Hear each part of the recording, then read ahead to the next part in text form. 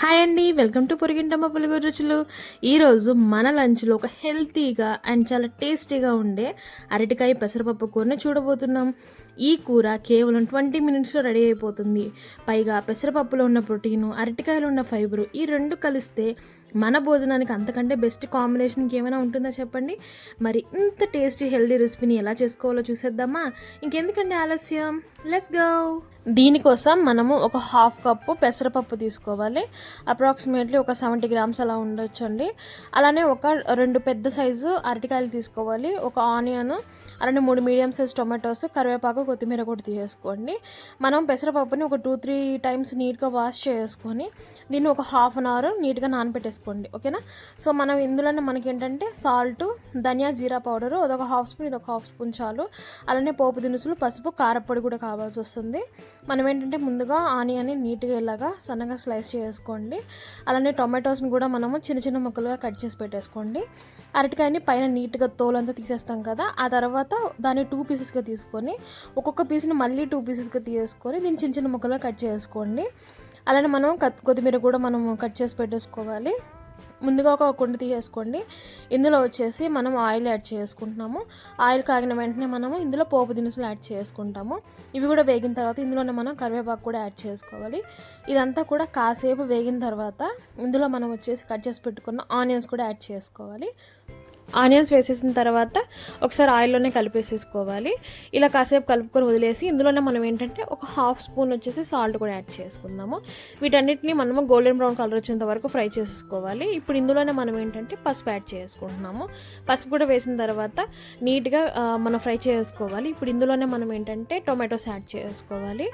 Tomatoes కూడా add చేసిన తర్వాత ఏంటంటే మనము దీన్ని వాటర్ యాడ్ చేయకుండా మీకు అవసరమైతే యాడ్ చేసుకోండి, బట్ నేను తీసుకున్న టొమాటోస్ కాస్త జ్యూసీగా ఉన్నాయి కాబట్టి మనకు సరిపోయింది. వీటన్నిటిని కూడా మనం బాగా ఉడకనిచ్చుకోవాలండి. మెత్తగా స్మాష్ అయిపోవాలి, పైన స్కిన్ వస్తే సరిపోతుంది. బాగా మెత్తగా అయ్యేంతవరకు ఉడకనిచ్చుకొని ఇందులోని ఇంకొక 1/2 స్పూన్ కంటే ఎక్కువ సాల్ట్ యాడ్ చేసుకొని అలానే ధనియా జీరా పౌడర్ కూడా వేసేసుకోండి. ఒక 1.5 స్పూను.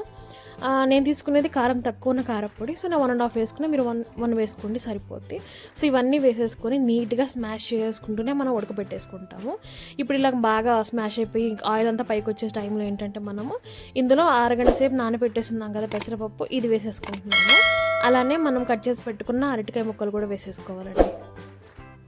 ఇవన్నీ వేసిన తర్వాత ఏంటంటే మనం ముందు తయారు చేసి పెట్టుకున్న గ్రేవీ ఉంది కదా టొమాటో ఆనియన్స్ది, దాంట్లోనే నీట్గా కలిపేసుకోవాలి. వాటర్ యాడ్ చేయద్దు ఇప్పుడు. తర్వాత కాసేపు తర్వాత ఏంటంటే ఇందులోనే మనం ఒక 250 ml వాటర్ యాడ్ చేసుకుంటే సరిపోద్దండి. మీకు కావాలంటే ఎక్కువ, మీరు తీసుకున్న క్వాంటిటీని బట్టి మొత్తం కర్రీ అంతా మునిగేంత వరకు వేసుకోండి చాలు, ఓకేనా. ఇప్పుడు మూత పెట్టేసి అలానే వదిలేసేయండి కాసేపు. ఒక 5 minutes తర్వాత మూత తీసి చూసారనుకోండి, కాస్త ఉడుకు పట్టు ఉంటుంది కదా కర్రీ అనేది. సో ఆ టైంలో ఒకసారి కలిపేసి మళ్ళీ మూత పెట్టేసేయండి. మళ్ళీ మూత పెట్టేసి ఇంకొక 5 minutes ఉడకనిచ్చామనుకోండి, మనకి ఇది ఆల్మోస్ట్ చిక్కబడుతూ ఉంటుంది. ఆ అరటికాయ కూడా అన్నీ కూడా ఉడుకుతూ ఉన్నట్టు తెలిసిపోద్ది, చిక్కబడిపోతూ ఉంటుంది కర్రీ. ఇలాగ ఆల్మోస్ట్ మనకు మొత్తం దగ్గర పడే టైంలో ఏంటంటే మనం దీన్ని ఒకసారి చెక్ చేసుకుందాము. కాస్త పెసరపప్పుని తీసుకొని ఇలాగ స్మాష్ చేసి చూసామనుకోండి, కొద్దిగా మనకు పొలుకు మీద ఉంటుంది, చాలండి. పొలుకు మీద ఉంటే బాగుంటుంది, మరీ పొలుకు మీద కాదు, మరి అట్లా నుంచి మెత్తం కూడా ఉడకనివ్వద్దు. అలానే అరటికాయ కూడాను మనం ఒక ముక్క తీసుకొని ఒక స్పూన్తో ఇలాగా ప్రెస్ చేసి చూడండి, అది ఇట్లాగాని మెత్తగా అయిపోయింది అనుకోండి, సో ఇంక మీ కర్రీ రెడీ అయిపోయినట్టే.